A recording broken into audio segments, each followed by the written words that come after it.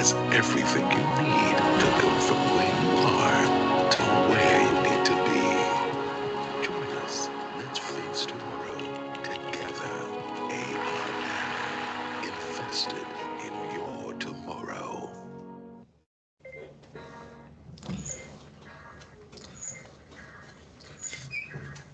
Thank you very much for that. And so I'm going to hand over the mic to Ahmed Omotayo, who would give us a brief overview of ARM and what we stand for and why we are in best position to help you in this your financial journey. Ahmed Omotayo, over to you.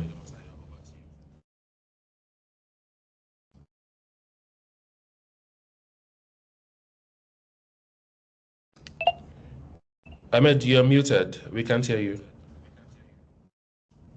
Yeah, thanks all the time. Good morning, everyone. You're welcome to today's seminar. Can you hear me? Yes, we can. Yes, we can. Yeah, I will just summarize our business evolution. It's going to be divided into three.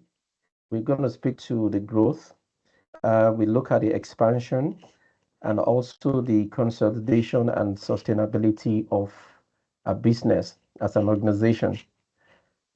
We started small in 1994, and our focus then is just to manage the wealth for individuals. And after then, we set up ARM Discovery Balance Fund, which is one of the oldest mutual funds in Nigeria. Within the same period, we expanded to institutional asset management, the real estate part of the business, and we even connected with international partners. As at that period, we have some of our clients that invested in dollar investments. So we partners with international partners like Merrill Lynch to build a strong foundation within that period. Between 2005 to 2013, there was a management buyout from the GTB Bank because we were part of GTB between 1994 to 2005. And then after that, we venture into managing pension fund and also restructure our real estate business. That period, we were known as ARM Properties. And then we also opened one-stop shop called ARM Investment Center. The purpose behind that one is we just don't want to focus on the institutional or the wealthy people alone. We want everybody to be able to take part in everything we offered at ARM. So we set up that within that period. We also play a key role in infrastructure projects like LCC. I'm sure most of us were familiar with LCC. And also we invested directly in business through the private equity and expanded into hotels. A good example of the hotel is 4 Point by Sheraton along the same axis. Within that period, we also ventured into the life insurance. Then it's known as, it was ARM Life Insurance, today known as Tangerine Life. Between 2014 to 2024, we restructured internal operations strategically. So we acquired and integrated other real estate companies like Mixer Africa. They have an existence in, I think, in Senegal, Nigeria, I think Kenya or something, about 4 African countries, which makes them the largest real estate property investment in Africa that's here today. And aside that, within that period, we heavily investing in the future of finance through labs and fintech. You know what is happening nowadays. There's no future without the fintech in the industry. We achieved that through accelerator program with the global partners like Techstars. Within that period, we also make strategic decision to divest from some of our businesses like the life insurance and also the pension administration to ensure that we sharpen the focus on our core strength. Where we stand as of today, there is no way you talk about asset management company in Nigeria today without thinking about ARM. We are the largest in terms of the non-bank and financial services in Nigeria as of today. So we can call ourselves a powerhouse. So we currently manage over 550 billion naira in funds, hold an excellent rating consecutively for over 3 years now, AA rating for fund management. And we have over 130 clients across all the businesses. Aside that, we have over 460 professionals within the group. So in summary, when you want to look at ARM, if you're talking about ARM, we've been able to grow from a specialized assets manager, which was a core business, into a comprehensive and then forward-thinking financial institution that deeply embedded in Nigeria's economy. So we're committed in terms of innovation and always truly invested in your tomorrow. So irrespective of whom you are, the level, the status, how much you intend to invest, whatever you want to achieve based on your risk appetite or outside um, the investment, by the time you put everything together, I think it's wisely to think about ARM as your first choice. Thank you very much. Thank you very Hello, much for Mr. that. Thank you very much for that, Ahmed Motayo. That was really insightful. Now I know that ARM is not just a company, not a baby company. We have been around for a very long time, and we have delivered in every industry that we have played in. So we are going to dive straight into the webinar. I'm going to start with my colleague Blessing Obamui, who is representing ARM trustees. So we hear this word a lot, trustees, and the only thing I really understand about trustees is trust, and just for me to trust somebody. However, it's a business and it's a thriving business. So my question to you, Blessing, is what exactly does a trustee do, and why should someone like me, who is an upcoming billionaire, ever need one? And what type of life situation would make me having a trustee or make having a trustee very important? Did you get the questions? Yes, good morning. Good morning. Good morning, everyone on the call. Thank you for joining our webinar. Okay, so I'll just go straight to the question you asked. Confirm you can hear me? Sorry, yes, we can hear you. Okay. So for trustees, eventually, a trustee is a person or corporate institution legally appointed, right, to hold and manage assets on behalf of the beneficiaries to the terms of a trust deed, right? So a trustee is the person that is managing the asset of a person on behalf of a beneficiary. So it's a three-way agreement, tripartite agreement. So between the settlor, the trustees, and the beneficiaries. And the roles of a trustee majorly is just to manage and protect assets that are placed in the trust, right? So when you are setting up a trust or you're setting up or you are doing a will or major estate plan document, right? So the roles of trustee is just to manage and protect those assets and also ensure that those assets are transferred to the beneficiaries that the settlor actually intended for it to go to. And it also helps you to handle investments or pay out incomes to beneficiaries and also help you to manage your tasks depending on the estate plan documents that you're actually going for. So that's the role of a trustee. So trustees majorly are just there to help manage your assets on behalf of who you are actually passing those assets to. And when you say when do you need a trustee, so majorly when you need a trustee is when you want to protect your wealth in terms of for your children or for your family, especially for those that have minors, right? You don't know when the event will actually happen, the what eventualities will happen, right? So you want to protect your minor children, or even apart from minor children, you want to protect your children that you know that spendthrift, right? We've seen children that majorly they spend a lot whenever they have money. The next thing is that they are buying the available shoe, they are buying the next clothes and all that. So you also want to protect those parts for your children so they will not mismanage your funds when you're not here. So a trust also or a trustee also helps you to do all of that. And also when you have a blended families, when I say blended family, right, I mean maybe somebody has a child out of wedlock and then you are trying to protect, not really protect your secret, or you're trying to cater for the child outside wedlock. Then estate plan, that's when you also need a trustee that will also advise you on what to do. And also when you want to not majorly avoid tasks, but manage your tasks, then a trustee also has a role to play in that. So that is where you need a trustee majorly.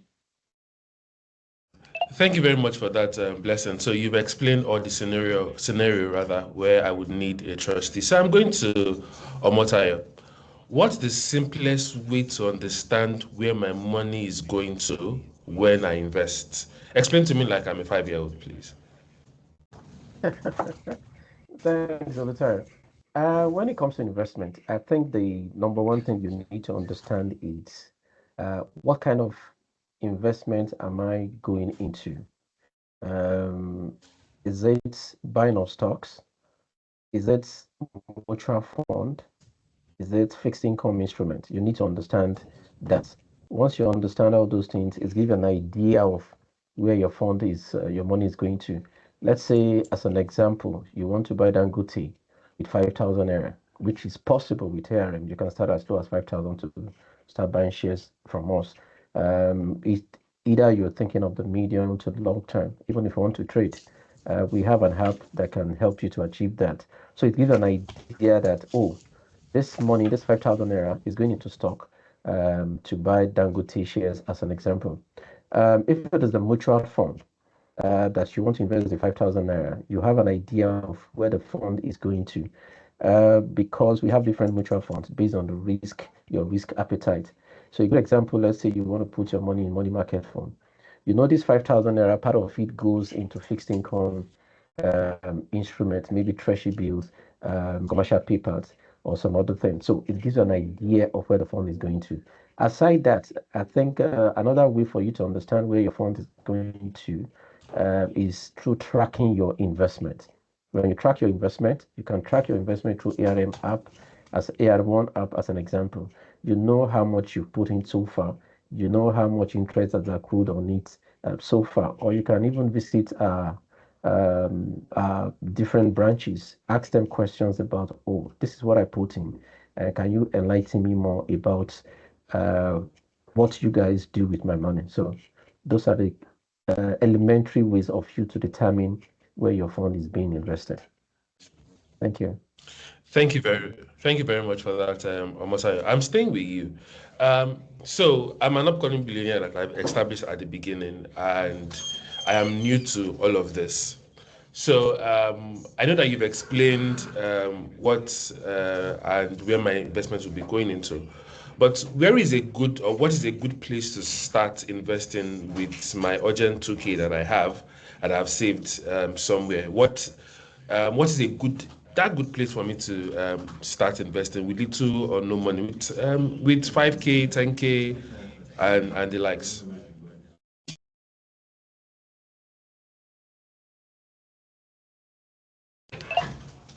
Did you get the question? Yeah, yeah. Before I answer the question, savings or investment are not necessarily function of how much you earn, but how disciplined you are. That shows for you to be able to say you want to set aside 2,000, 5,000, 10,000 monthly or anytime you have it. That shows you have that discipline. So for you to start with that as a new beginner, I think the best product or the best investment platform you can use is mutual fund. Mutual fund is when you have people pool money together. Um, your own could be 2,000, my own could be 5,000 naira, and it's being managed by professionals. Don't forget that your lead to 2,000 naira. Part of it could go into, let's say, Dangote if it's a volatile one. Your 2,000 naira could enable you to achieve more than 5 to 6 or 10 companies with that 2,000 naira because that fund has to be put into different companies on your behalf. So the best one for a starter will be money market fund. Why money market fund? Because you are coming into the market for the first time. You don't want anything that will stress you. You don't want anything that will give you sleepless nights. So you can start with money market fund. As you're growing, let's say you've been able to grow from 5,000 to 20,000 naira. You can now decide to say, okay, you know what? I'm still young. I'm still at my accumulation level, stage of my life. So I want to put out of this 20,000, let me put 10,000 into money market fund. Let me put another 5,000 into stocks. But the best one to start with is money market fund. And you can even start as low as 1,000 there. Thank you. Oh, thank you very much. So I know that my 1K is not just useful for recharge card and stick sweets. So I know that I can use it to start my investment journey. Thank you very much for that, Omotayo. I'm going to Somi, Oluwasomi. Can you hear me? Oh, yes, I can. Okay, Good thank you very morning. much. Yeah, good morning. How do I know when to stay invested and when to exit?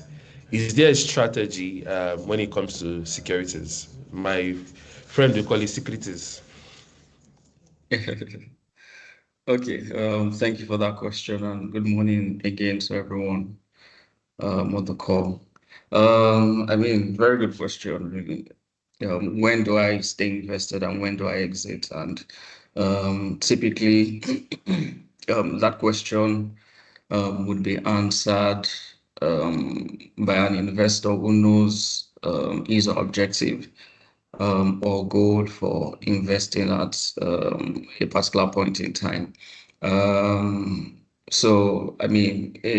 scenario whereby an investor wants to build a portfolio that would um, become some sort of a passive income at the point of retirement, more like, a retirement portfolio.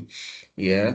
In that case, that investor is more or less thinking, long term. So every asset that the investor is getting into right now would have that objective in mind, and that objective would influence the kind of assets the person or the investor gets into, and the that will be used. So, in this case of building a retirement portfolio, it means that the investor is simply getting in on assets that for a longer horizon, and looking at the next 10, 20, 30, and in some cases 40, 50 years.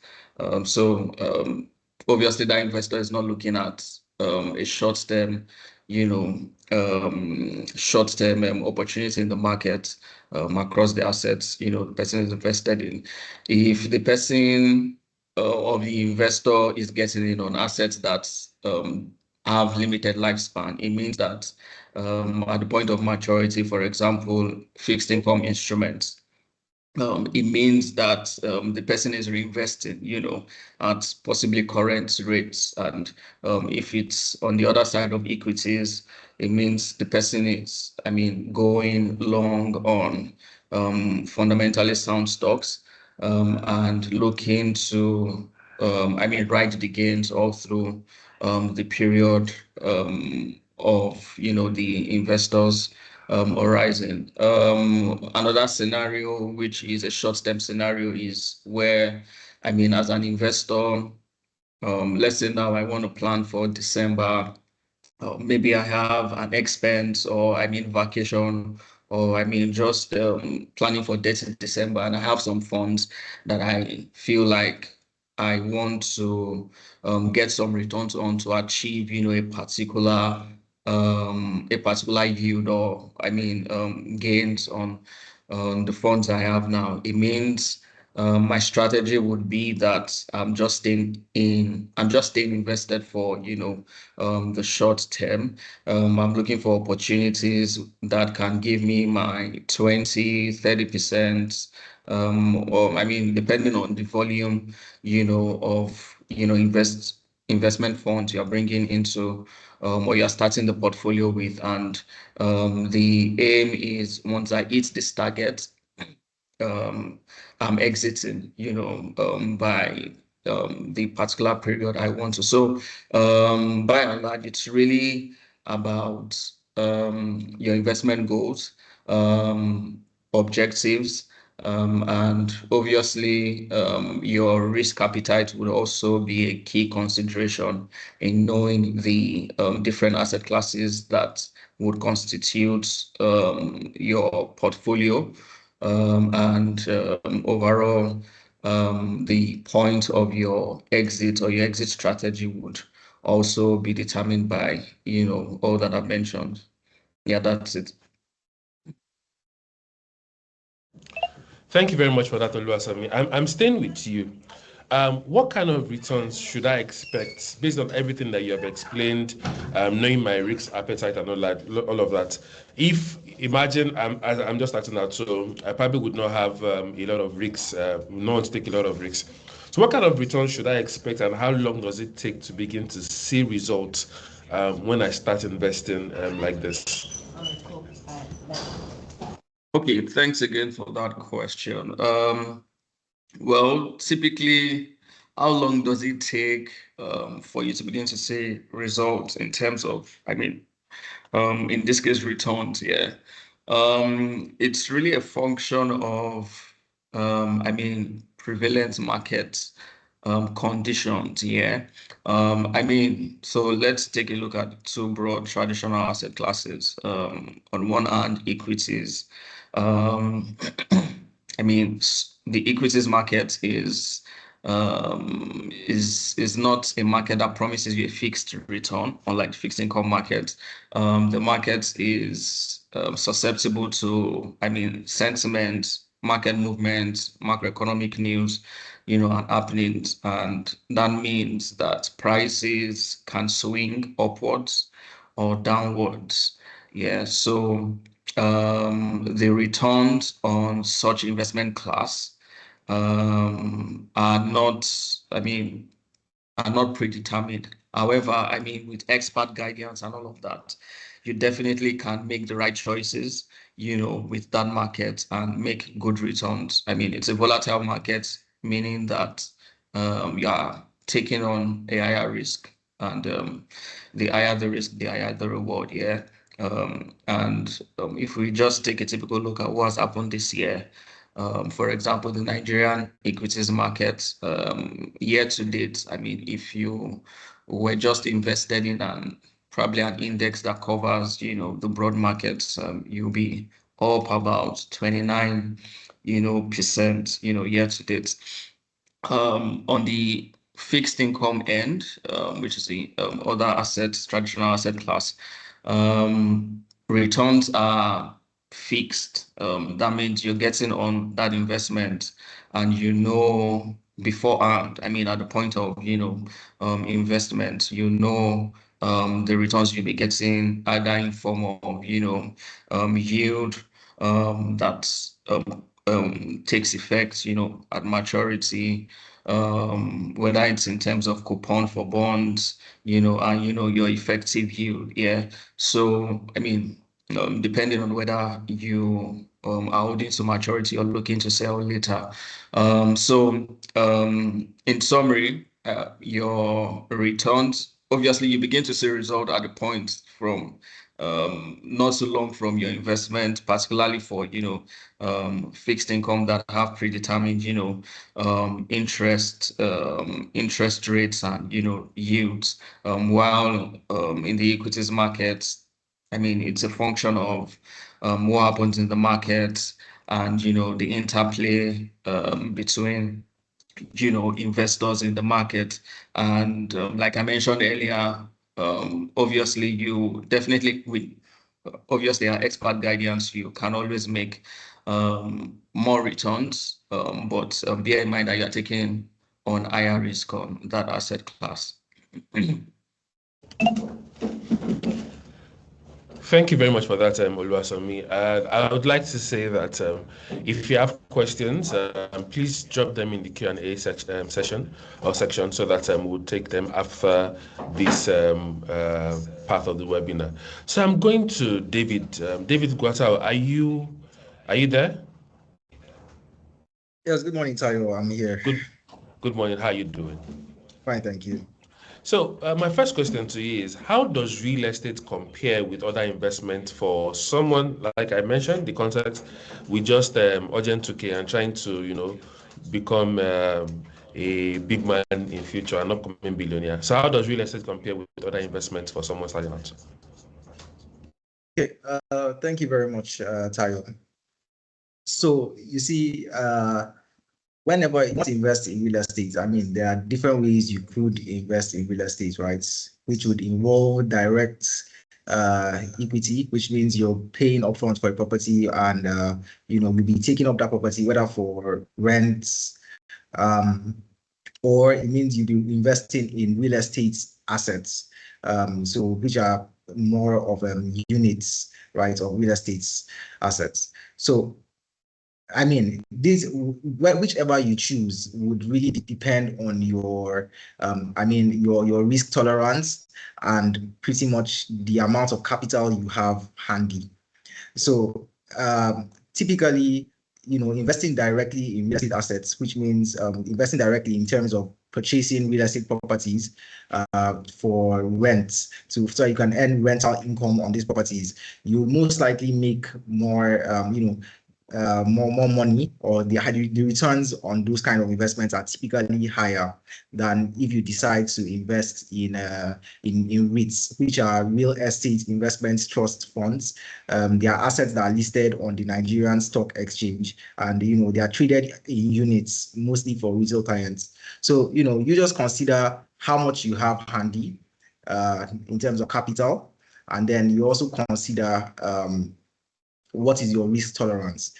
How much risk are you willing to bear while investing in this in real estate assets? And then, of course, to answer your question directly on how it compares with other asset classes, typically real estate assets that you purchase directly, so for rental income, they give you superior returns compared to any other asset classes, right? And that's because they typically carry higher risk. However, if you're going to be investing in REITs, it means that you will be getting returns based on market movements, just as if you are trading stocks or regular equities on the stock exchange. Yeah, thank you. Thank you very much, David. So I'm still staying with you. What's better, buying a property or investing in a real estate fund? All right. So, just as I have said, right, it really depends on your risk tolerance and how much you have handy in terms of capital.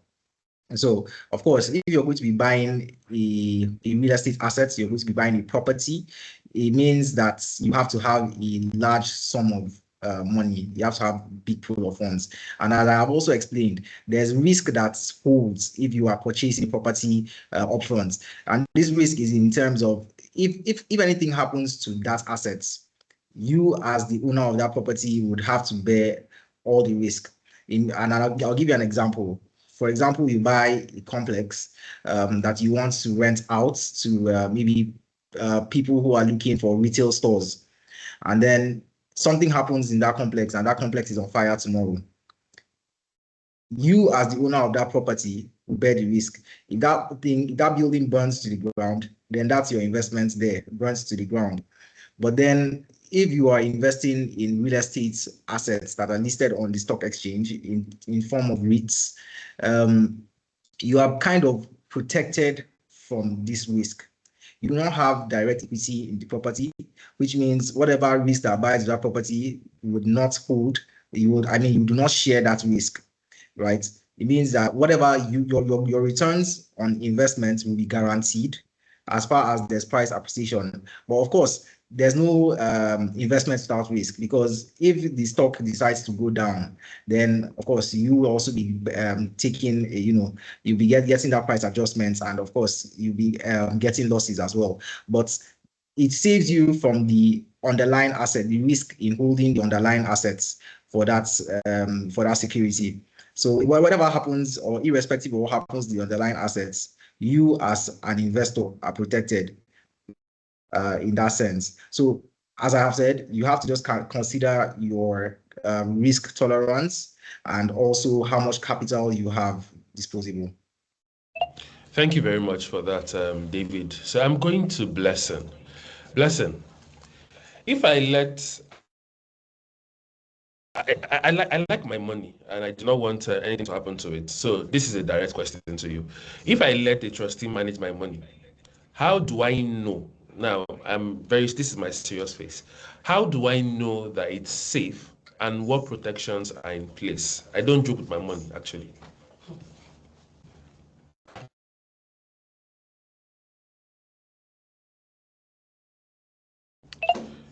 Blessing, did you get the question? Can you hear me? Yeah, we can hear you. Okay. So yes, like I said earlier, depending on the person that is going to be your trustee. So if you're using a corporate institution, right? So because I won't be able to answer for someone that is an individual, because you've seen instances that people will say they want to use an individual person, family, friends, and all that, and we've heard stories about what happened in the end. So for corporate institutions, right? So if you're using a corporate institutions, let's say for ARM trustees, we are regulated by SEC, that's the Security and Exchange Commission. So, and we have this regulatory reporting that you must give to the regulators about all your trusts, about all the trust assets, how we are managing it, and they ensure that everything is in line with whatever was stipulated. So we also have what we call fiduciary duty, right?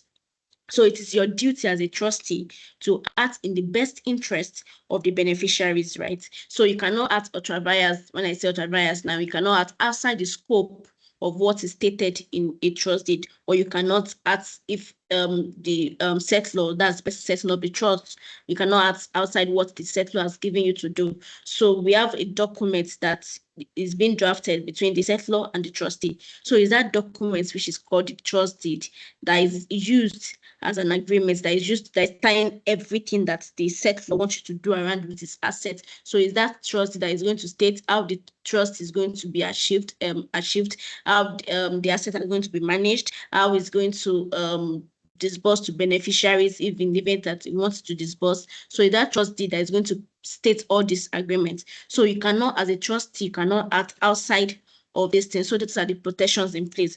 Also, for professional standard, right?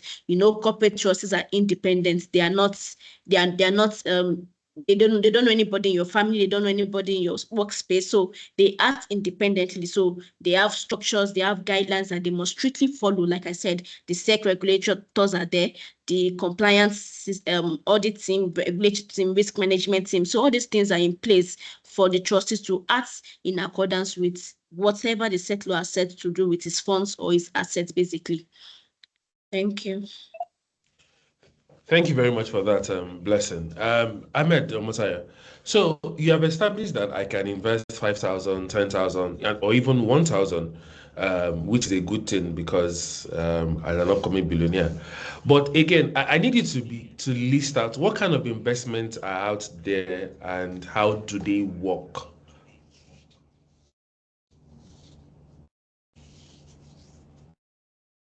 Ahmed Omotaya, are you there? We can't hear you. Can you hear me now? Yeah, we can. Yeah, thank you. There are different categories of what do we call it, investment that you can take advantage um, of. But as I said, as other people my colleagues have said too, you need to understand what are your risk appetites, how you're going to feel in terms of volatility. All those things you need to put into consideration. What's the investment objective? That is the purpose of your investment. How much are you willing to start with in terms of continuity? How much do you think you can be able to be adding on monthly basis to achieve whatever you want to achieve? Are you investing for short term? A good example, 1 to 2 years. Are you looking at medium? Could be 3 years. Are you looking at long term, 5 years and above? All these time horizon varies. You determine what is your short term, what's your medium term, what's your long term. Professionally, if you say long term, you can come back and say, oh, your long term is 1 year. So you need to put all those things into consideration.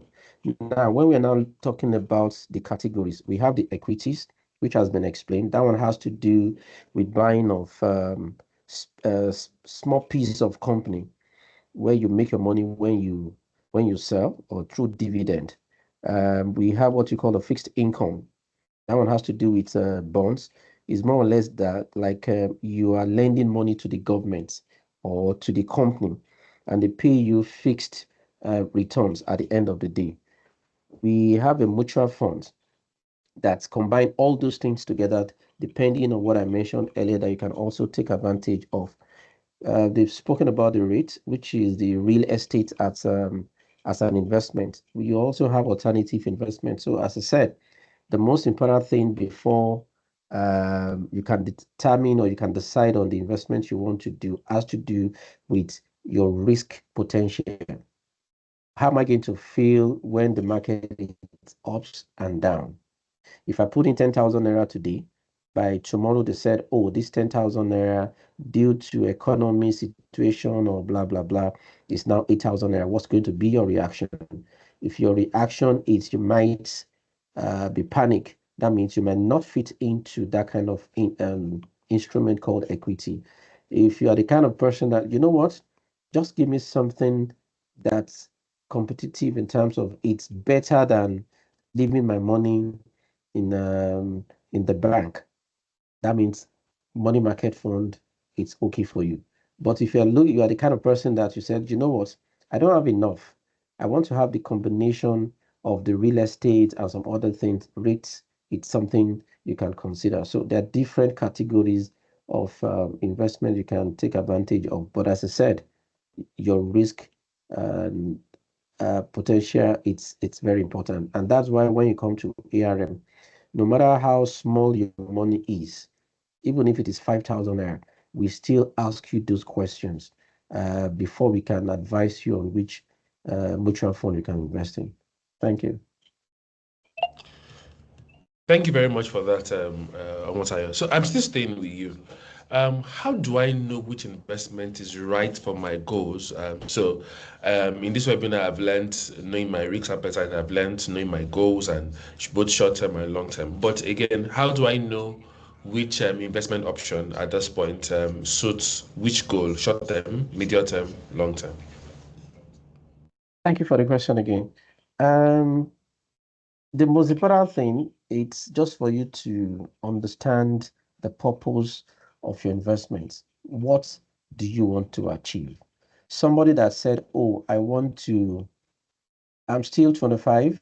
At my 25, I want to achieve 50 to 60 million naira in the next 30 years.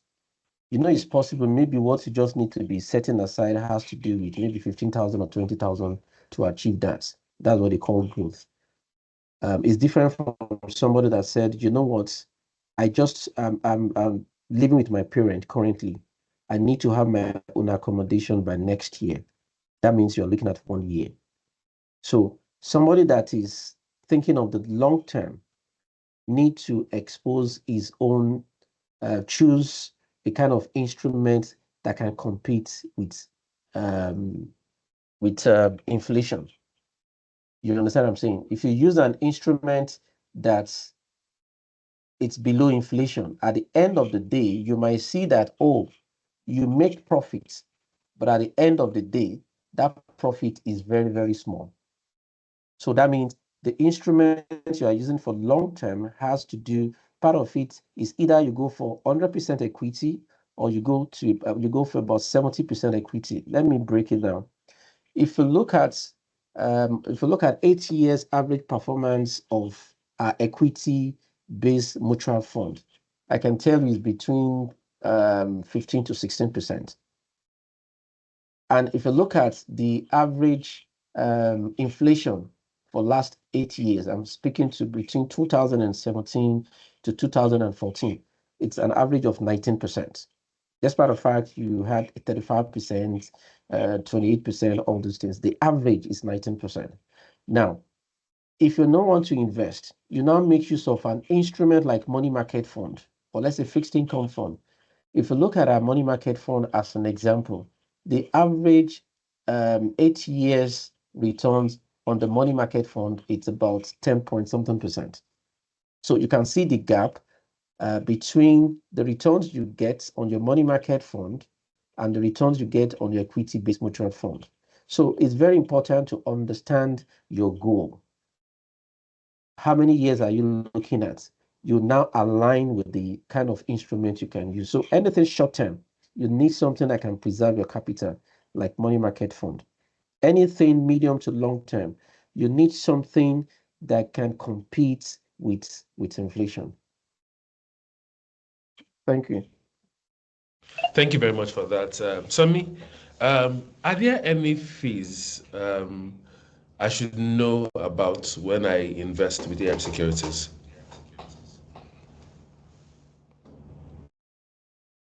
I think Okay, you're thank you. okay.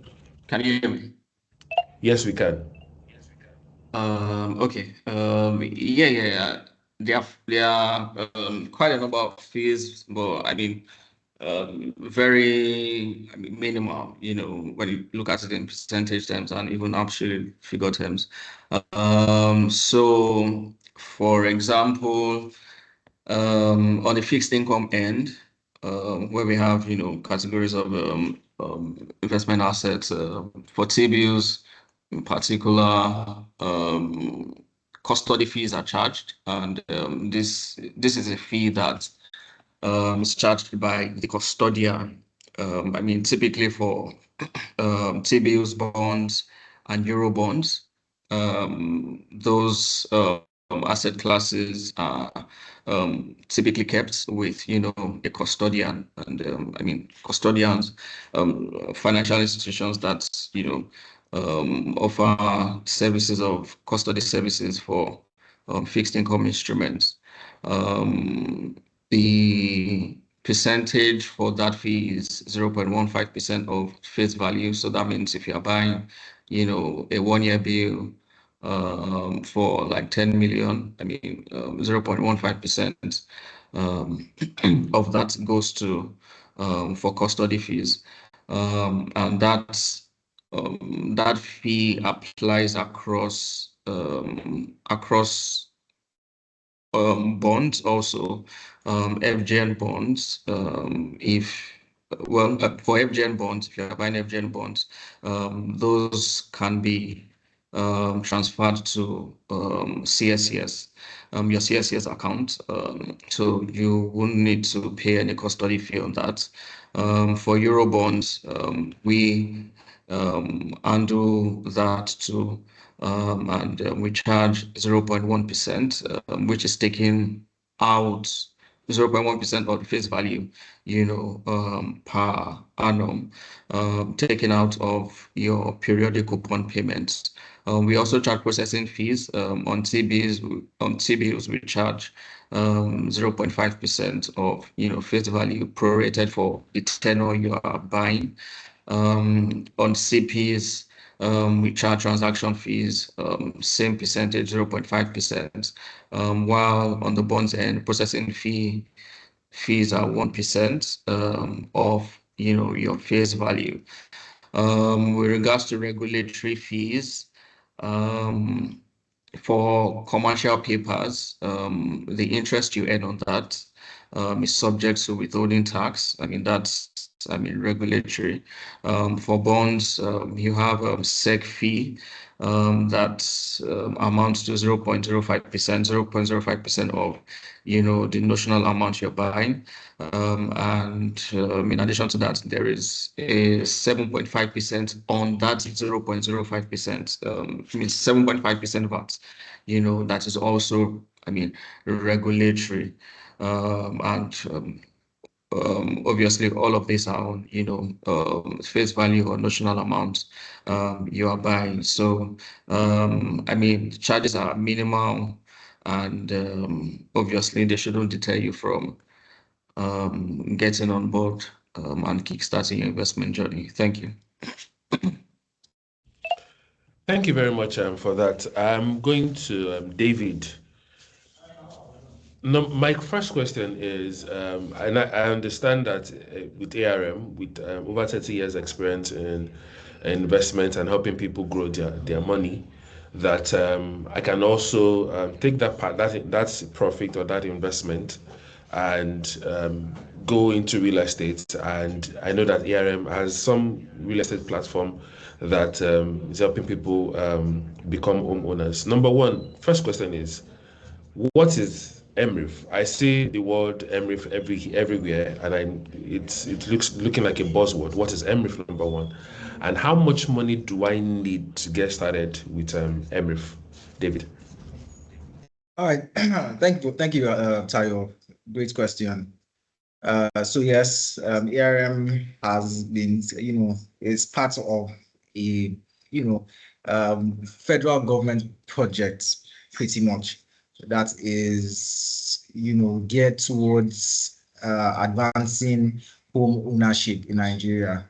And this project is EMRIF, basically. So what is EMRIF? EMRIF is it stands for Ministry of Finance Incorporated Real Estate Fund. And the MRIF is a unit trust program that is duly registered and regulated by the Securities and Exchange Commission, which is the SEC, and is also denominated in Naira. So pretty much what's MRIF about? Currently in Nigeria, there's there's an estimate of 28 million housing units in deficit, which means over to a large number of Nigerians are not living in houses that they own themselves. Now, the federal government, looking at this, they have decided that, look, we want to sponsor or we want to aid Nigerians towards owning their own homes. And thus, they have come up with the MRIF, which is sponsored by the Ministry of Finance Incorporated, the federal government arm, and it's also partnered with ARM, who is the fund managers. So basically, EMRI is a public-private partnership between MOFI and ARM towards driving access to low-cost mortgages for long tenors and at fixed interest rates.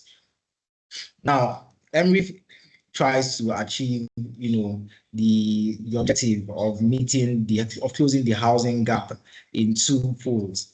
First of all, it advances mortgages to EFIs, who are eligible financial institutions, both commercial banks and primary mortgage institutions.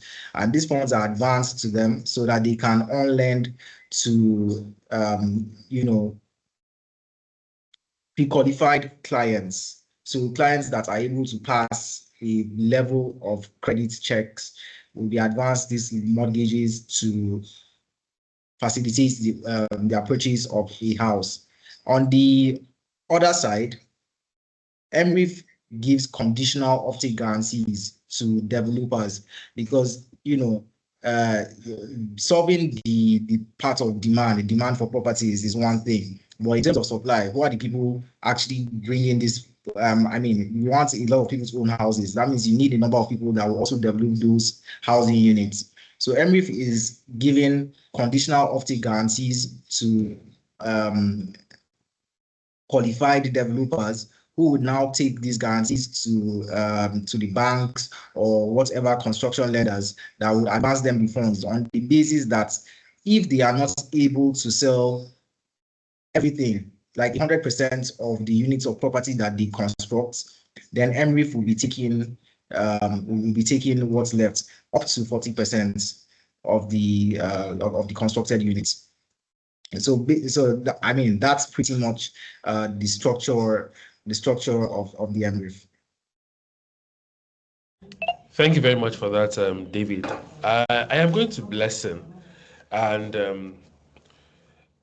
in few months ago, and over the years, we hear sometimes on TV, and for some of us that grew up in a typical Nigerian home, there are some TV series or TV programs we watch, and we see how when the patriarch dies,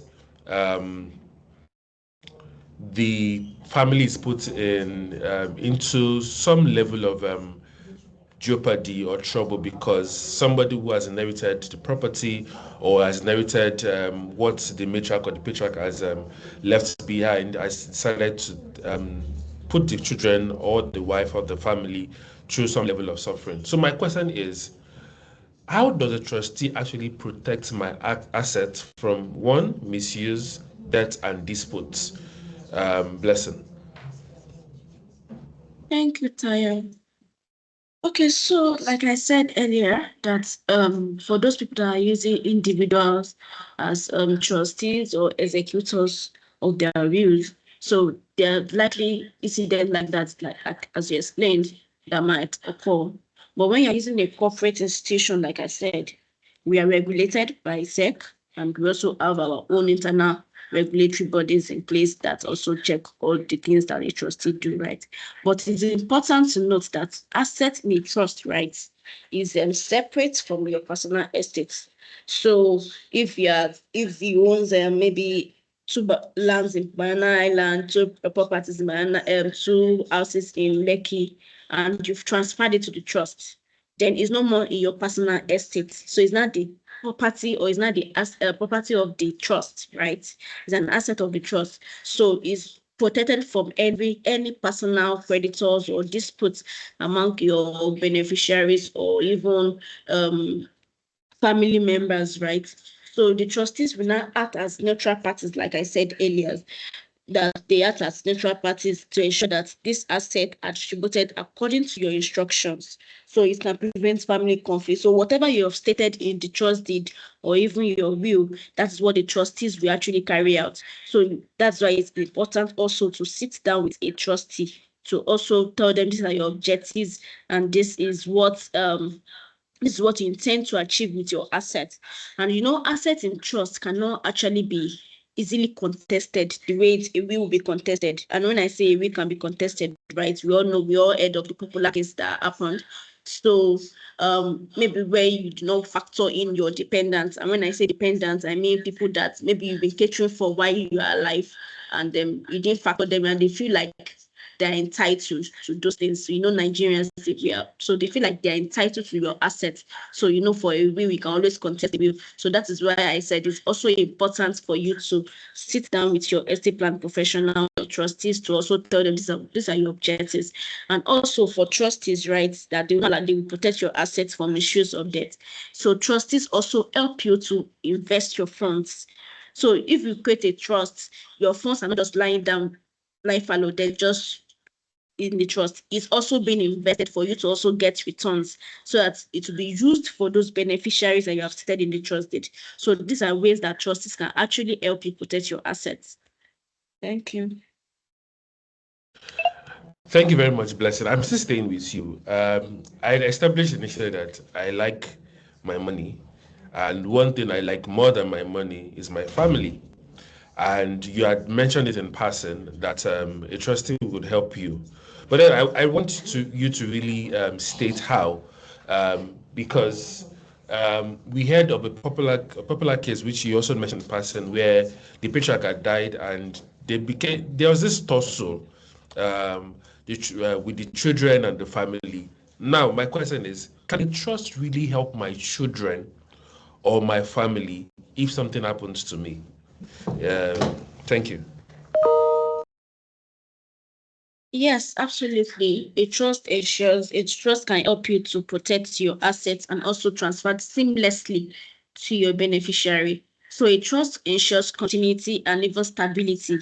When I say stability, I mean financial stability for your beneficiary. So in case of children that they are minor rights, when you pay out to them, when you have a will and you said upon demise you want to transfer, give them certain portion of your funds and you give it to them. Some children can actually they have misplaced priorities. That's when they will start buying different things or start um going on with the money with whatever way they want to. So the trust will actually help you to structure it in a place that you will put in your expenditure plus and say that this is how you want these funds to be paid out to these children. So in terms of their education, in terms of their health, in terms of their upkeep, and also for family members, it also protects you from sudden financial disruptions. So in case if the breadwinner passes, you know that there's something in place for you, that okay, the breadwinner has actually set up something for me, so there will be a monthly payout. You just see beneficiaries are saying, I'm receiving funds. If we're actually head of this word, trust fund babies, those are the things that people put in place for, you see them, you say I'm a trust fund baby, because their father or their mother has actually set a trust for them that will be paying them their lifetime. So the trust will also help you to manage all of these complex assets that, you know, and the family members can actually intrude, and even to your beneficiaries are matured enough to handle those things. Is the trust that will be helping you, or the trusts that will be helping you to manage those assets. See, when you now said, okay, it's time for you to pass it to this person, the person can now manage it on their own, or if the person is not, depending on whatever is set out in the trust deed. So a trust, yes, a trust ensures continuity and financial stability, and it helps, majorly helps your children, your family members, immediate family members, even extended family members, depending on whatever is set out in the trust deed. Thank you very much. So now I know that my urgent 2K and my 5 boxers and 3 shirts are safe when I leave them behind for my kids. So I'm Yes. going to you, Omotayo. What are the hidden costs or deduction I should expect when I start investing?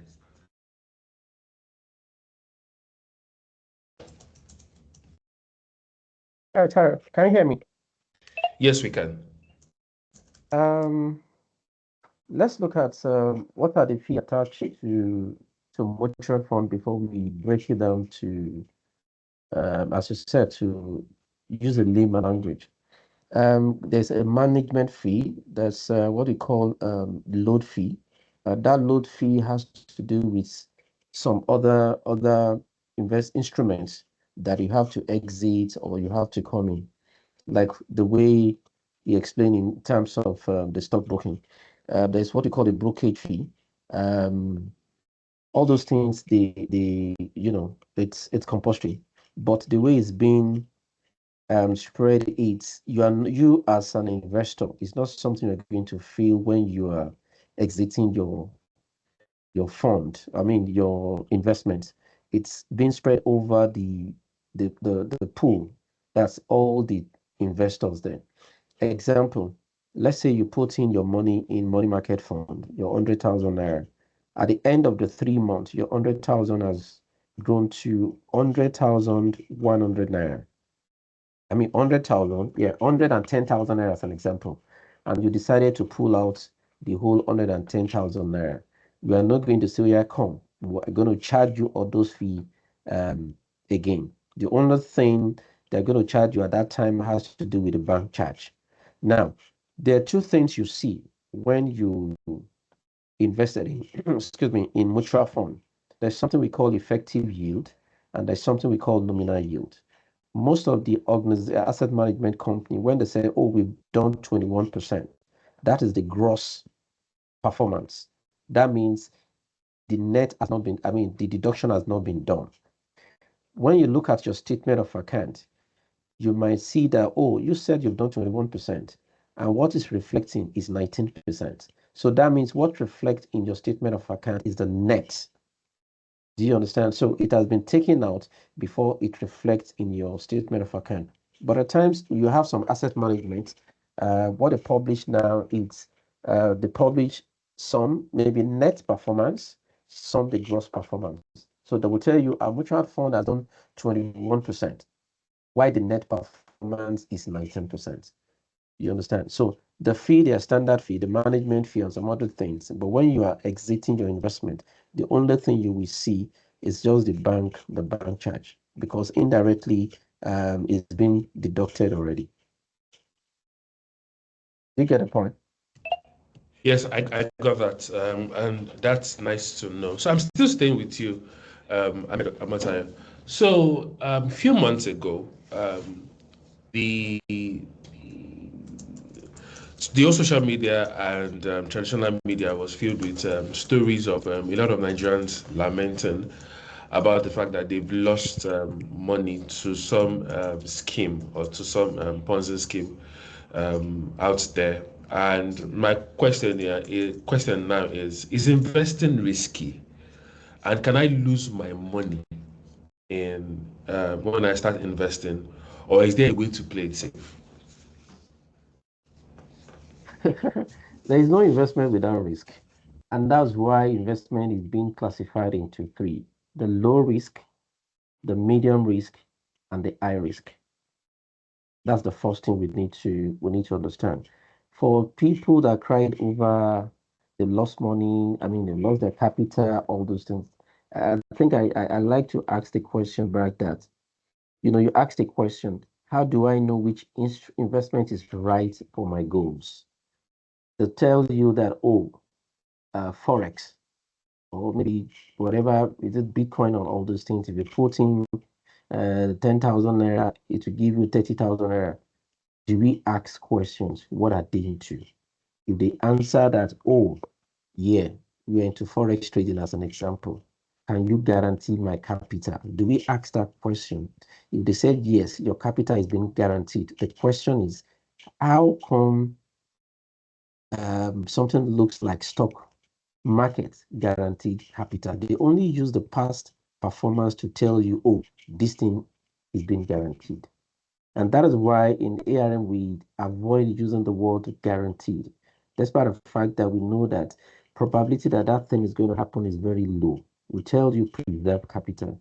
So we need to do our own findings before we go into any investments. Then we need to understand the financial goals we're going to before we put into that kind of investment. So looking at everything, there is no investment without a risk. If you're talking about equity markets, it comes with risk. It could be paper loss because you are yet to sell off your investment. If you're speaking of fixed income, yeah, it comes with own risk too. There's some bonds that you can buy. If you want to sell before maturity, it's possible the price has the price has comes down. So if you're talking about the REITs, where they put the investment, the tenant might not pay on time, or they might say, oh, we want to buy this property resell. And the government said, oh, due to one or two things, we need to demolish this property. You can see that it comes with a risk. Even the money you put in the bank in your savings account, it's low risk because something might happen to the bank. At the end of the day, you might not even get your capital back. So there is nothing, there's no investment without a risk. Even you and I know that if you sleep, you wake up, it comes with a risk. So all the investment comes with a risk. You just need to understand or identify yourself. Am I ready to play in the low risk investment instrument? Am I ready to play in the medium or the high risk investment instruments? Thank you. Thank you very much for that, uh, Omotayo. Somi, what's the difference between trading and long-term investing?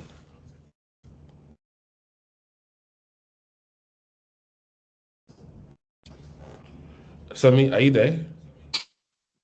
Yeah, can you? Yes, we can. Okay, thank you for that question. Trading and long-term investing, I'll try to explain and be as granular as possible. So, I mean, in the world of finance, trading is typically seen as a short-term strategy where you are coming with the mindset to just be in the market for the short period of time. It could be, an intraday thing, getting into the market. Maybe in the morning, you are seeing some opportunities in the market and you're exiting, before close of market that day, or, within a few days, or, maximum of a few months to, yeah, maximum to a few months. And the goal here is you are basically just in the market to spot short-term opportunities and take advantage of them. It also means that you are very much active in the market because for you to have that objective of spotting short-term opportunities, it means that you have your eyes, on the market, as you have that time, to be very active in the market. And obviously you are not you are susceptible to more risk. I mean, because any little what's it called? Any little negative movement, downside price movements would is something that you would want to pay attention to, and probably panic sell or exit. If that happens. On the other hand, for investing, you you are more long-term focused. You are going for, you are entering into the markets with the aim of being or staying invested for the long haul. And if I'm giving a time period of that, you're looking at a couple of months into a minimum of a couple of months into, years or possibly even decades. And for investing, it means you are not paying so much attention to what's happening in the markets, particularly happenings that are short-lived, whether particularly negative happenings that could, trigger any form of jitters that could make you want to panic sell, or want to exit prematurely. Yeah, so you are more focused on, riding the gains or riding the market for a longer period of time. And obviously that would influence the kind of, investments you would also, get into, because that you are not just speculating, you are, staying invested for the long term. And in that case, you are less susceptible to less risk, compared to if you are trading. Yeah, and obviously the potential reward would also, be there for you. So it's really about the horizon and the fact that you are more on one end, short term, you are more active, you are more exposed to risk. Long term, which is investing, you are exposed to less risk. You are not moved by short term, negative occurrences in the markets, and you are focused on, the long term period and, the reward that should accrue to you for investing, over a longer period of time. Yeah, thanks. Thank you very much. I'm still staying with you, Sami. Should I pay outright? Sorry, that's supposed to be for David. Sami, I'm staying with you. What makes ARM trading platforms safe compared to others I see online? Okay, thanks. So, interestingly, we just um,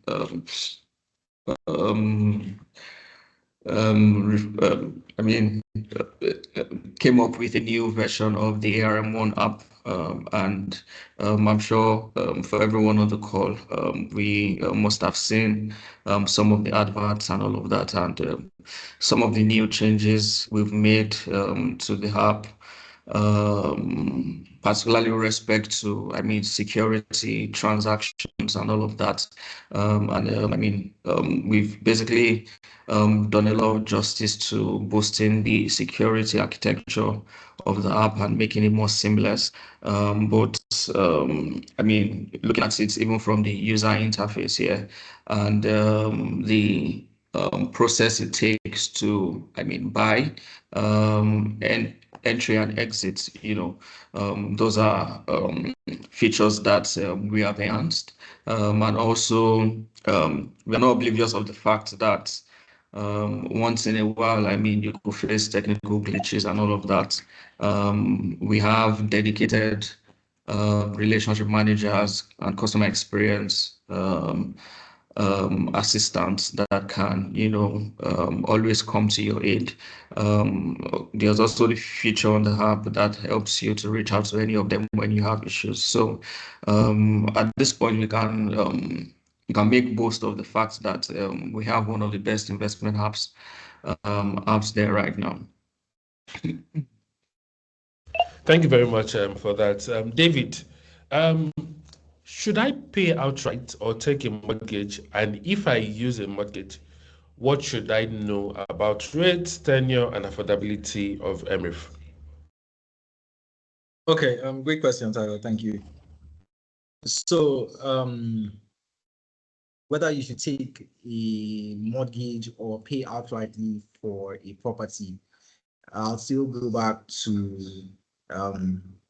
the fact that it depends on what you have in terms of capital, right?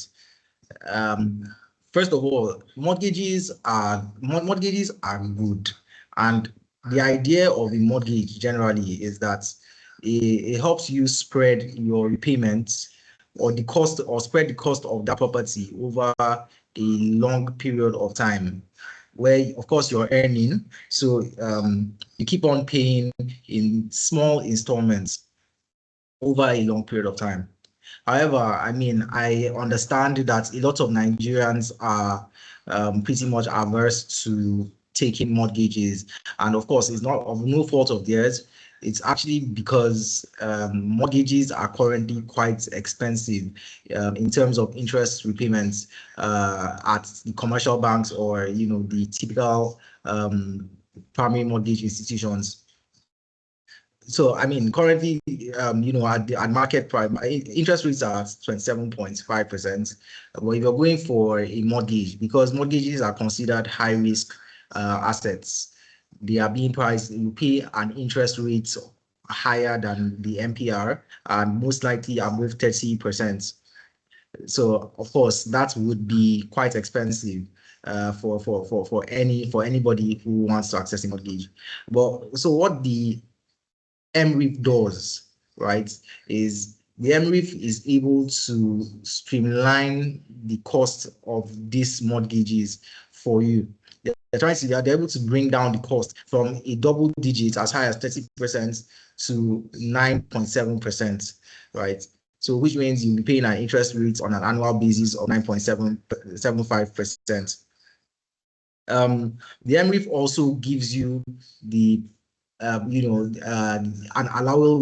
allowable repayment period of up to 20 years, right? Which is quite impressive compared to anything you get in the commercial banks. Typically, mortgages from commercial banks and primary mortgage institutions go for about 5 years, 10 years maximum. But EMRI is able to give you up to 20 years. So depending on your current age and number of years you have to retirement. That's what EMRI does for you. So if you're currently about 40 years, it means you have just 20 years to work because retirement age in Nigeria is 60. And that means you are eligible for a loan or for a mortgage loan of up to 20 years at 9.75% fixed rate. So, you know, things you need to know about the EMRI. Most importantly, of course, as I mentioned, the rates. You have a fixed interest rate at 9.75% per annum. You have an extended tenure for repayments up to 20 years. The maximum obligor limit, which is the maximum amount of money we can give you from EMRI, is 100 million, right? Also, I also want to talk about the, you know, it's not, this is not by EMRI now, it's the federal government initiative. And I said, you know, the federal government are also trying to support home ownership. And so they have mandated PENCOM and all other pension and, you know, and all the institutions under PENCOM to allow for the withdrawal of 25% of your retirement savings accounts, which is your RSA. You can take out up to 25% to fund your equity contribution in towards towards owning a property. If you are applying for a property under the EMRI, of course, again, you will need to pay about 20% equity contribution upfront, which and EMRI will be giving you the balance of 80%. So pretty much those are the important things to note if you're trying to apply for the EMRI loan. Again, okay, I'll speak on the platform because EMRI also has a platform where it's basically aggregates properties for home buyers. So we have a pool of properties that you can just dive into. The platform is emrif.com.ng. It's accessible to everybody, every Nigerian. So all you need to do is log on that platform, sign up, and then you have access to an array of properties you can select from.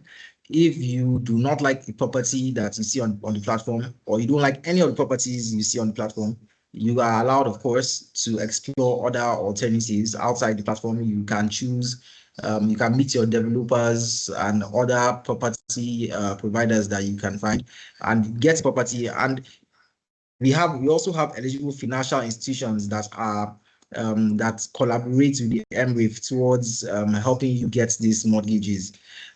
So of course you can approach with any of them listed. Currently, we have about 3 commercial banks and 4 primary mortgage institutions, including Stanbic Access, FCMB. We also had on the commercial side, and for the PMI side, we have AG Mortgage, Infinity Trust, Homebase, currently disbursing mortgages, right? So of course you can directly approach any of these institutions towards accessing an EMRI mortgage. Thank you very much, David. You said that the interest rate is 9.75%, right? Yes, interest rate is 9.75%. So please, people, take advantage of this. So I am going to Blessing. Blessing, what's the difference between, so this question that I have for you is, I remember when we were in university, there are questions that as father, mother, children, and grandchildren. So this question is an example of that. So what's different between setting up a trust and just writing a will? That's one. Which should I focus on? Or do I need both?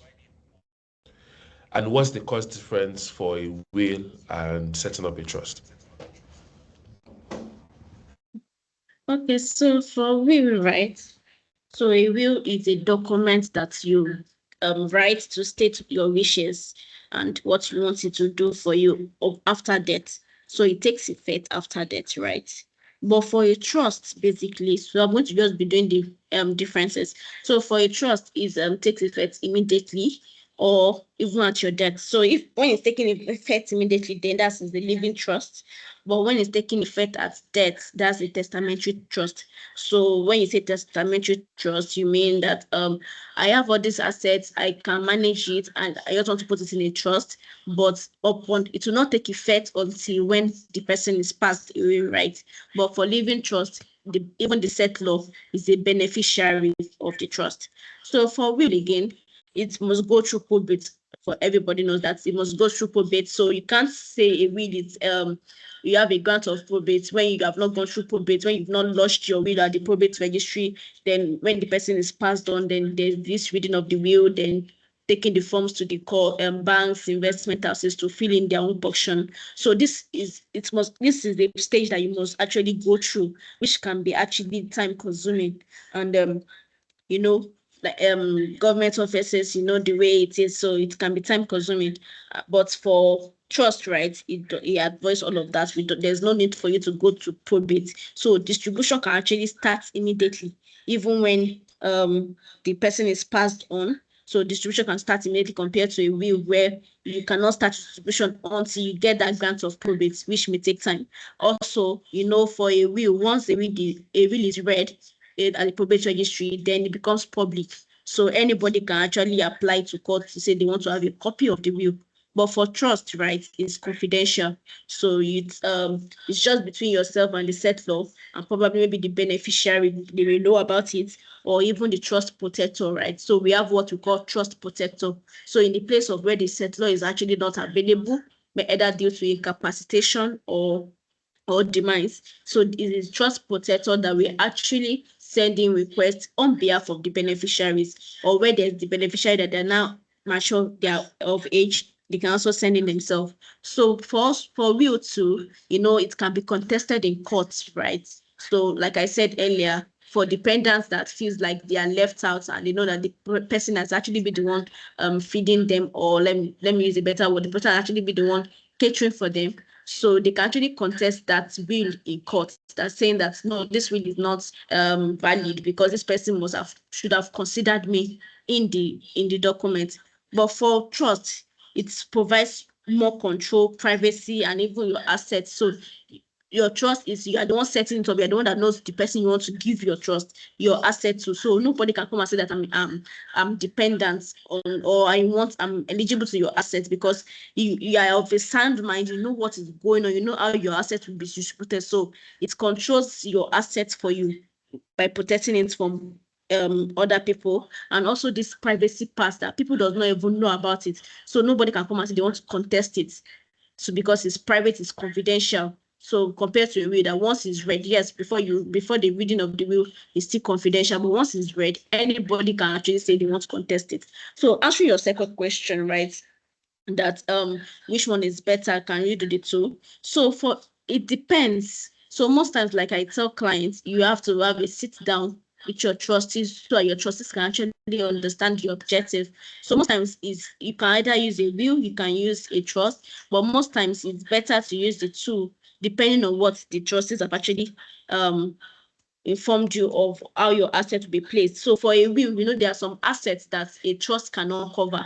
Why for a will can cover any type of assets, but for trust, there are some, like for your pension, for your bank account, a trust cannot cover it. It has to go through probate, which is compulsory, is with the regulation of Nigeria. So you have to go through those the probate court to actually get your pension or your pension benefits or your bank accounts outstanding balances from the bank. So it can't enter your trust. So it has to be in a will. So most times it's actually better to have the two, depending, or you have a will primarily because we've seen people will tell you that trust is expensive, it's for the rich people, but no, it's actually for anybody. But like I said, depending on the structure you want and depending on what you want to achieve with your assets, then that is when it's now proper that somebody will now give you the best approach that, okay, this is what is suitable for you to do with your assets. But I can't get your last question. I didn't quite get your last question, so if you can rephrase. Okay, no problem. I'm going to say, don't worry, I got you. So I'm saying that do I focus on both of them? One is enough, and what's the cost difference? Okay, so I think I answered that second question, but I'll just rephrase again. So like I said, many people use both will and trust, right? So depending on your assets that you have. So, but most times wills actually cover all your assets. But for trust, right, it's limited. So trust can actually hold your investments, it can hold your real estate properties, it can hold anything aside your pension, that's your RSA, and your bank account. So it has to go to a will before anybody or your loved ones or your beneficiary can actually have access to those funds in those accounts. So sometimes it's depending on whatever you have. So it's better to have a sit down with your trustee and say, okay, these are my assets, this is my objective, this is my intention for this asset. So it's not the trustees that will now explain better to and recommend a suitable approach for you. So for the cost majorly, right? Trusts are usually more expensive, like I said. So people are actually not tending to create a trust, but it's actually more expensive, but it's easier to maintain because you can even, like I said, you can actually do a trust while you are still living and you be a beneficiary. So it requires professional administration, so you're going to pay a set of fees, you're going to be paying annual trust administration fees, which the trustees will be using to manage those assets. But for wills, right, wills are cheaper to do, and at ARM Trust is actually broken it down into segments, so it can actually capture even the retail clients or even clients that that okay, they don't have much asset, so we can't be charging them based on the asset of other people, right? So these are cheaper. So and you just pay a setup fee. After you pay a setup fee, then that is it. So the next fee that you're paying is maybe inheritance tax, which is not your business anymore because the person will not be in the picture at that moment unless you have a provision that you want to make. Maybe you feel like your dependents or your beneficiaries cannot actually make those make the payment, but most times for wills it's just a setup fee, and that is all. But for trust, you must pay a setup fee and you must pay an administrative fee annually. And now depending on the type of assets you are bringing in. So if you are bringing in real estate properties, for us to manage, going to the site and all that. If you are bringing in companies, for us to also be on the board, we know we are going to be making payments. So these are the things that we also look at. But in all, it's not something that is cast in stone, which is, like I said, is negotiable. So you can always negotiate, and you take it from there. Thank you.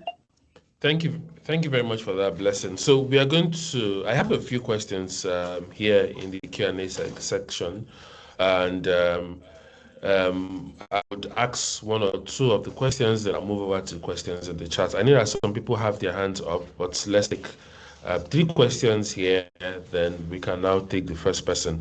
So I think this question is for Ahmed Omotayo. It's from Daniel. He says, Ahmed, he didn't mention your name, but let me mention it. Ahmed, what's the assurance that my investment will not be misappropriated or mismanaged? In 1 minute. That's a good question. So if you look at the structure of the asset management, there are parties to it. You have the fund manager, which is the ARM. You have the trustees that serve as the police between the fund manager and the investors. You have the registrars. So the fund comes to us before we can, despite the fact we are the fund manager, we need to submit all the necessary things through the trustees to see, but it's being regulated by Security Exchange Commission.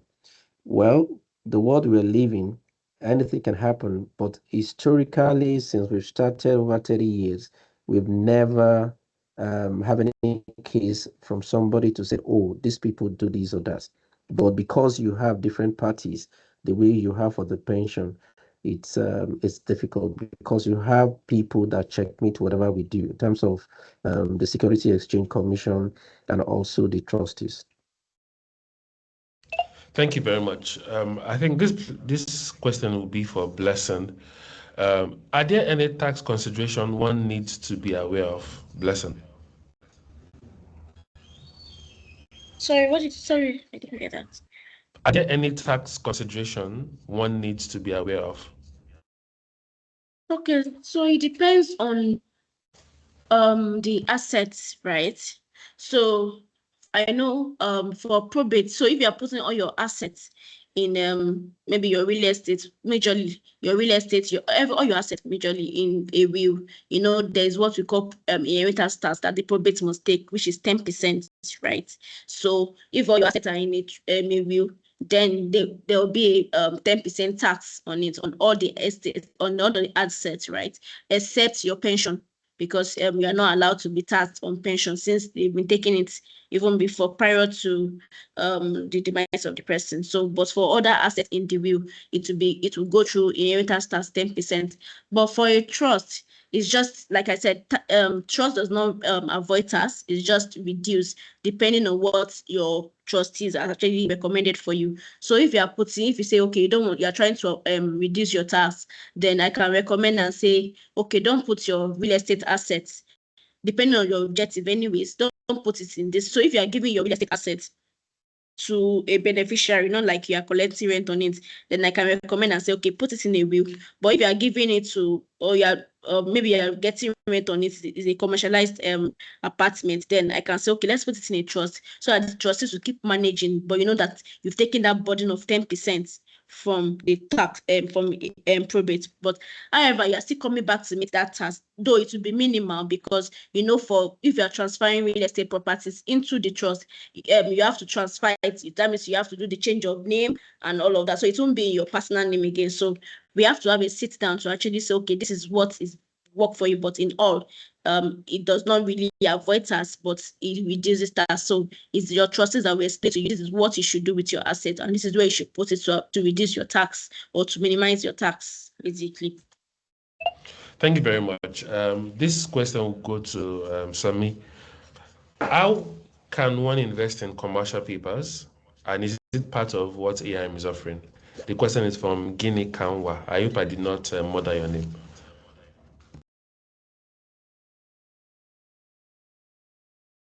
Okay, so if I got you right, how can you invest in commercial papers? Yeah.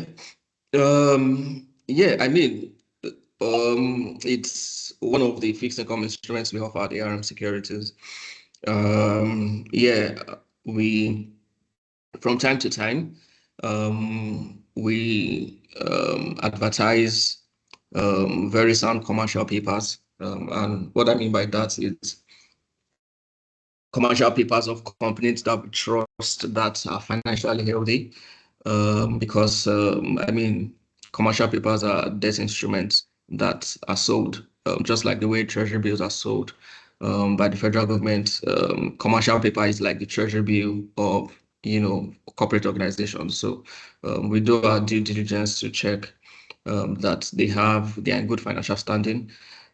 Check all the metrics we have to make sure that they can meet the obligations as at when due. So we do that from time to time. We send adverts. If you are not on our mailing list, you can drop your mails. So you can always get our adverts or mails at every point in time. I mean, at the point where you are interested in any, we send you commitment forms. You fill the forms. They usually would have details of the commercial paper, name of the company, the tenor, the rate, the yield, and obviously your details, account details, so that at the point of maturity, your funds will be credited to you. Yeah. Thank you very much for that, Sami. David, this question is from Omomi Adikun. The person is saying, please, how long does this EMRI process take? If I get the finished house for sale now, the seller might not want to wait beyond 2 weeks. So the question basically is, can the person get the loan within 2 weeks of uploading the property?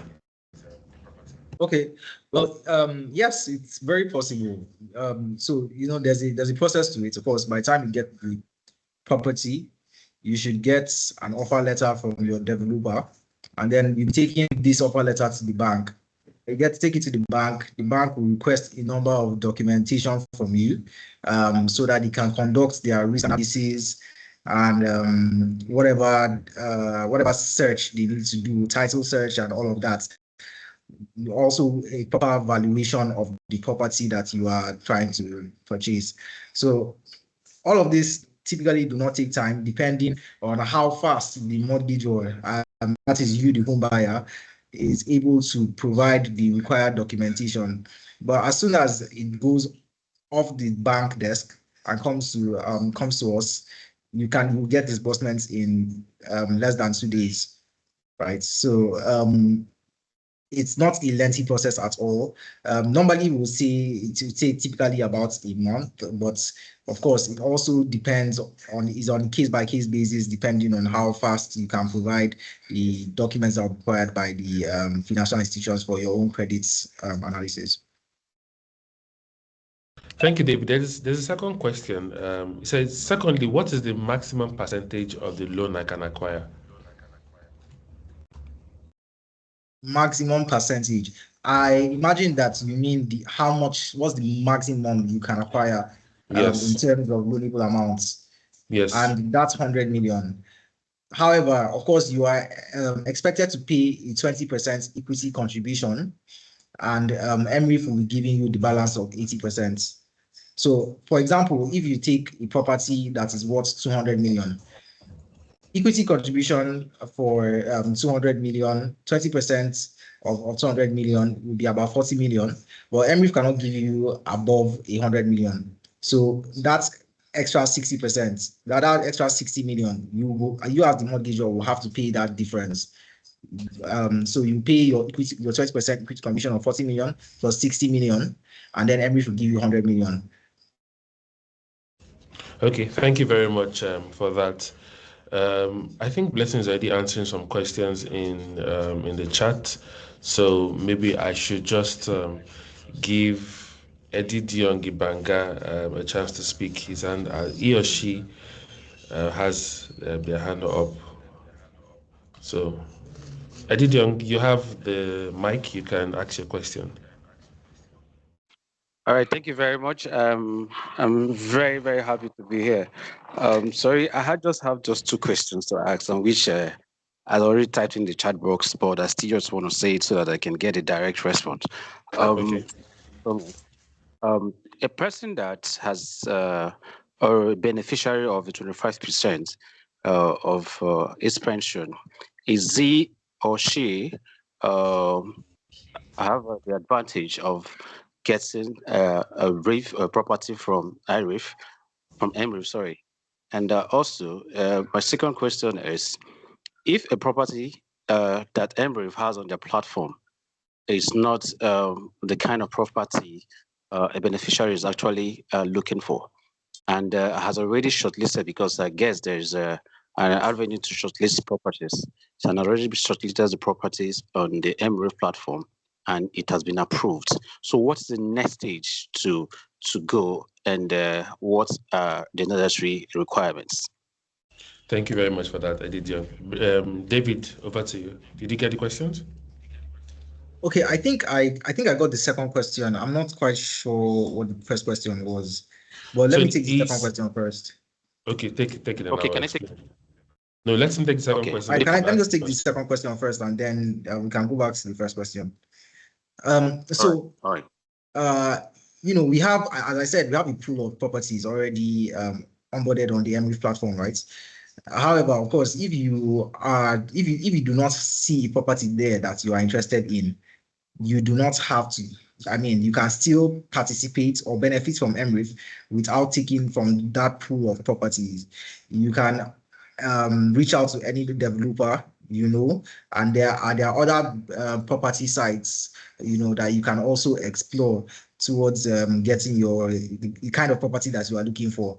And of course, if you do that, of course, you just need an offer letter, and just to ensure that that property also has the right titling documents, the valid titling documents, and then you take it to the bank. Of course, you'll be eligible for the loan, and you would it will be advanced to you. Can I get the second question?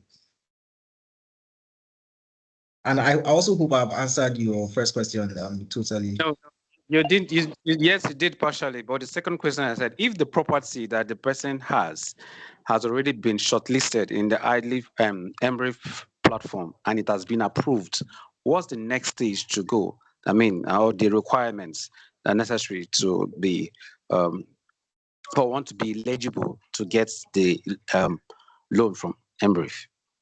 Then So the first. let me get you right. Sorry. So you're saying, you as a home buyer, you've gone on the platform, you've selected a property you want, and it has been approved, right? Okay, no, I said I've gone to the EMRI platform, the shortlisted properties, and the property I'm looking for is not inclusive. So I went ahead, because there is an avenue to showcase your own properties. So I had to go forward to get the property and actually showcase it in the EMRI platform. Then I got a mail that it has been approved. So I'm asking, Okay. what's the next stage to go? Because I tried to access the contact lines, and they were not going through. Okay, so okay, I think I understand what you were saying. So you went on the platform, you did not find a property that you liked, so you have gone ahead to upload a property that you want, right? Yeah. Yes. So the next step, of course, you have that means you have onboarded that developer on the EMRI platform. The next step is for the developer to issue you an offer letter. Okay. When the developer issues you an offer letter, you can now take that to the bank. Whatever, because while you were registering, you chose a financial institution that you would want to work with. Am I correct? I did not, because I think I saw Stanbic IBTC. I don't know if I'm correct, but I said, okay, since it's already the pension administrator, which I am also with, so I think it can be easier. So please, that is why I'm asking. Yeah, so what Stanbic is also listed as one of the EFIs on on EMRI, right? So you most likely have selected, but from what you're saying, I believe you have selected Stanbic as your primary, as your as the EFI you want to work with. So now just all you need to do is get the offer letter from the developer and take it to Stanbic. Stanbic would request a couple of documents from you, including your proof of proof of employment, your pay slip over a period of time, valid title documents for the property, right? And they will conduct their credit checks, and your name will be forwarded to on this end for disbursements. So right now you just need to get an offer letter and go to the bank. Okay, all right, thank you. Then my first question says it didn't get it Sorry, correctly. David. I was asking. Hello, sorry, David. I'm sorry, let me just come in there. Are you calling from Lagos? No, I'm calling from River State.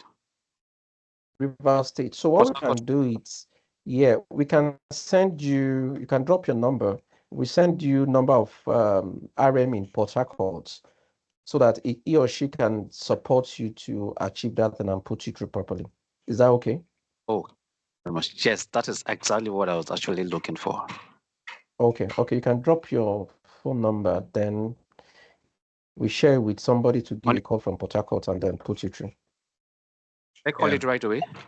No, I don't think you should call your phone number online. So I think you can send us an email.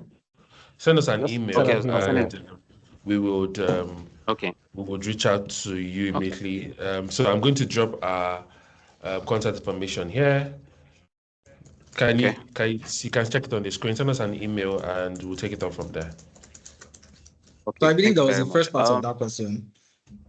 Yeah, okay. The first part of the question is that a beneficiary of the 25% that's ongoing right now, can he or she be able to access the EMRI mortgage, as a property, or finance for property, sorry?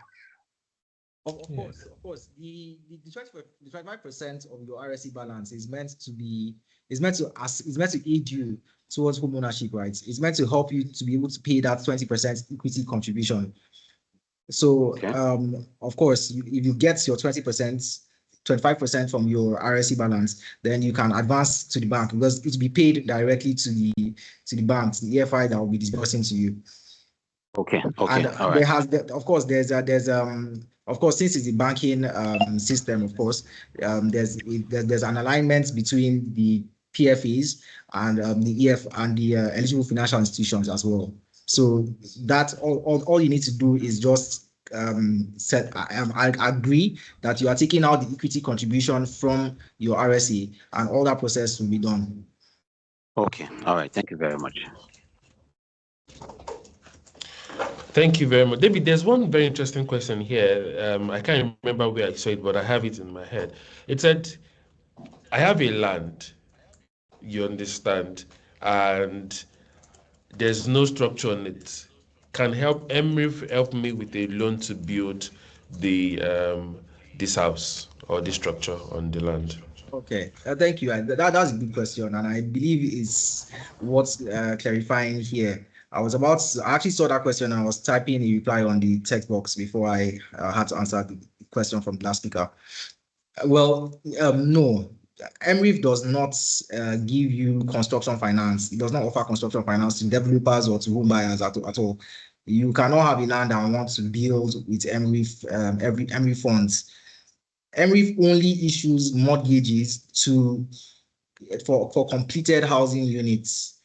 So it has to be completed structure, right? And EMRI will offer you a mortgage to buy that property. And of course, we do this because we are also trying to shield ourselves from any kind of risk in terms of disbursement of mortgages.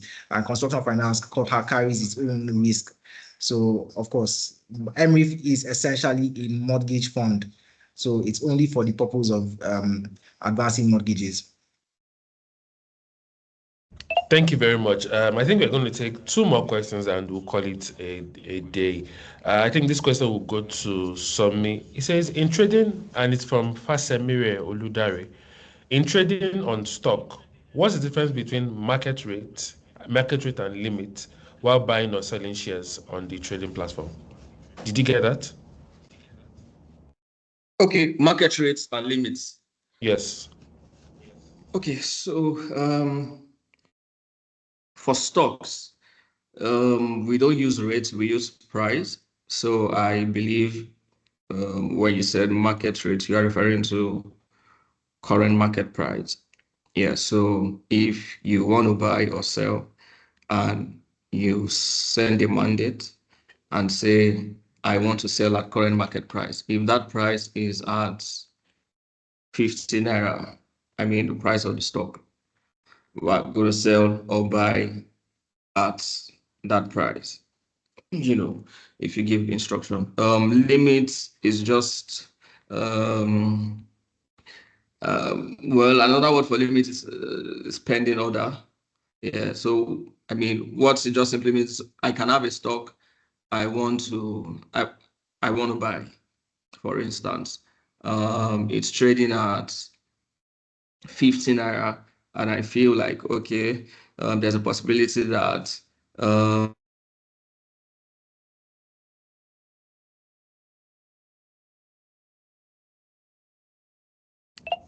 I will touch 40 naira.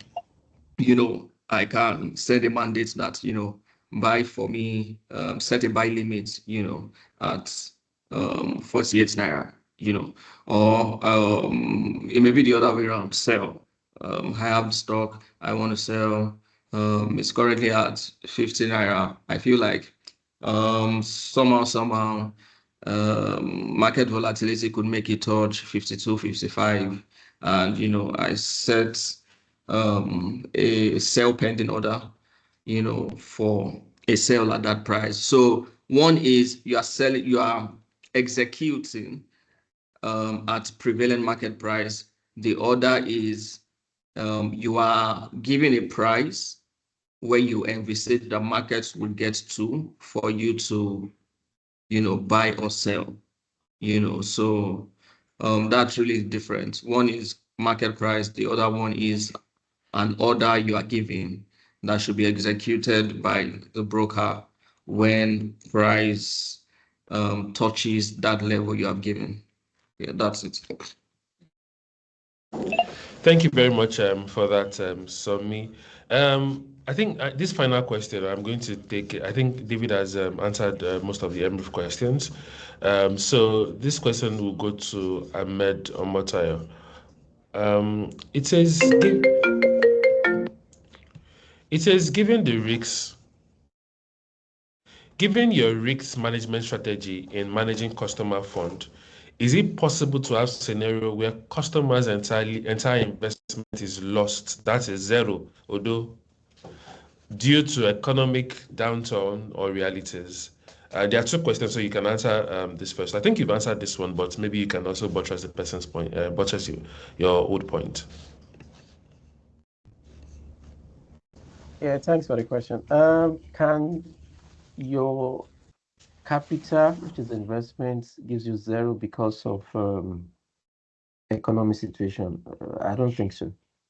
You can experience paper loss. An example, maybe in equity as an example, you put in 100,000 there, you bought it at 10 naira, the price went as low as, let's say, 1 naira as an example. You still have the units. As long as you've not decided to sell, by the time the economy comes back, possibility that that thing will go up is there. I mean, go back to a good price is there. So you might experience a paper loss, but not that's zero, because it's not possible for a unit price or a share price to be zero. I don't know. Maybe I'm missing something, but I've never experienced something like that before. But it's possible you experience what do we call it? You experience reduction in the price. The only investment that I can say can give you zero is when you bought into a property, you didn't do your investigation properly, and the government demolished the property, that shows 0. But when it comes to equity investment, fixed income investment, I don't think so. Okay, thank you very much. The second question is, which investment option matches up exactly with investment instrument that are engaged for a Fund 1 pension account? Well, I'm not a pension person, but I have an idea about the Fund 1, Fund 2. Fund 1 is for people, all those funds, they look at your age. Your age determines the asset allocation of the funds you can go into. So for Fund 1, it has about 70 to 80% exposure into capital markets. So if you look at what we have, we can say something like our aggressive growth fund. So the exposure, it's very high into when it comes to volatility. And when it comes to the market doing very well, it's giving better returns. You understand? So it's for people that are less than, I think, 40 years or something. But equity, it has an experience to equity markets more. Okay, thank you very much for that. That was very insightful. I think there's a final question. This is not for you. I think I can answer this one. Where this person is saying that he tried registering on ARM platform and he met a brick wall. Please reach out to us on any of the numbers showing on your screen, or send us a DM on Instagram at AM Engage or any of our social media platform, and we'll respond to you immediately. Or send us an email on the email showing on your screen now, and we'll respond to you.